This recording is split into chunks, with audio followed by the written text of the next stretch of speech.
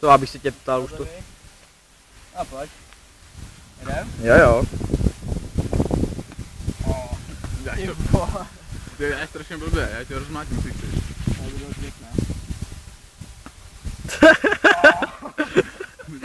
Vyjáš to hodně. Dělej, pojď. Šmagoru. Ty vole. To dáš, už to někde, vole. Kde to dám? Máš 90 bodů, jo, kolik?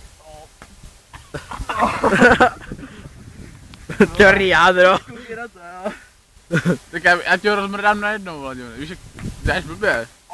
Vladimír, nevíš jak to dělají, musíš mátit do toho meloune. A ty mátíš melounem o hlavu, a ne hlavou meloun. Musíš dát hlavičku, jaká Honzo Kuchtoj. Musíš mu dávat hlavičky. Tak jeď po obvodu. Už to trvá minutu a já už to ukončím. Já tě ho rozmrdám, jestli chceš, fakt že jo. No jo, no, je potřeba si vybrat správný meloun. Jo no. Vladimír. Víš, co v tom máme praxi a skoro nám uteče. Pak tam dáme po 10 hodinách. Jo no, after ten jo. Ty vole. Vladimír, to musíš jo.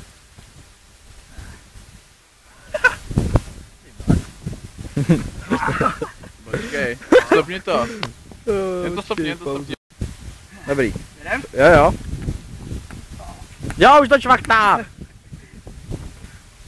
Tak ne no, chci si vědět. Jo. Už krupe. Zaber, Háďo.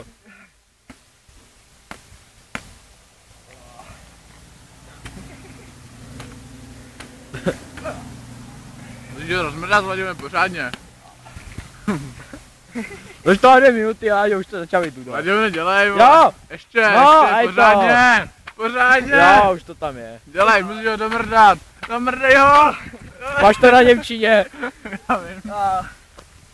Stop. To byl tvrdý.